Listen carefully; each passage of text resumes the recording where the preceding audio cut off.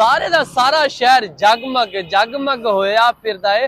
फैसलाबाद दा हर एक main road जिथे स्ट्रीट लाइटां नहीं है सी ते जनाब जहांगीर अनवर कमिश्नर फैसलाबाद जिन्हां ने फैसलाबाद दे सारे रोडां ते स्ट्रीट लाइटां जिहड़ियां खराब सी वो ठीक करवातियां, जिथे नहीं लगियां सी उत्थे नवीं लवातियां। मैं इस वेले सत्याना रोड ते खलोता जिथे पूरे दा पूरा रोड इस टाइम जगमग है। किसी भी जगह ते जनाब तुसीं जांदे जे ना ते हर पासे लाइटां ऐ चलदियां पियां ना जिद्दां मतलब दिन चढ़िया हुंदा वा। ते जनाब इहदे ते वज़ीर आला पंजाब मरियम नवाज ने बकायदा क्या कि पंजाब नूं असीं खूबसूरत इन्ना के बनाना वा लोग समझण असीं यूरोप कंट्रीज घूमदे फिरदे आ। ते जनाब इसे खुशी दे विच मैनूं बड़े चार चढ़दे जिद्दां कि पहले फैसलाबाद दे हर ਉਹ ਜਿਹੜੇ ਚੌਂਕ ਸੀ ਉਹਨਾਂ ਦੇ ਰੰਗ ਕੀਤਾ ਜਾ ਰਿਹਾ ਸੀ ਤੇ ਜਨਾਬ ਹੁਣ ਹਰ ਇੱਕ ਰੋਡ ਸਤਿਆਨਾ ਰੋਡ ਲਾ ਲਓ, ਸਮੁੰਦਰੀ ਰੋਡ ਲਾ ਲਓ, ਜੜਾਵਾਲਾ ਰੋਡ ਲਾ ਲਓ, ਨਾੜਾਵਾਲਾ ਰੋਡ ਲਾ ਲਓ, ਜਿੰਨੇ ਵੀ ਰੋਡ ਹਨ ਹਰ ਰੋਡ ਦੀਆਂ ਲਾਈਟਾਂ ਨਾ ਐ ਜਗਮਗ ਕਰਦੀਆਂ ਪਈਆਂ ਵਾ। ਇਹਦੇ ਤੇ ਫੈਸਲਾਬਾਦ ਵਾਲਿਆਂ ਨੂੰ ਖੁਸ਼ ਹੋਣਾ ਚਾਹੀਦਾ ਵਾ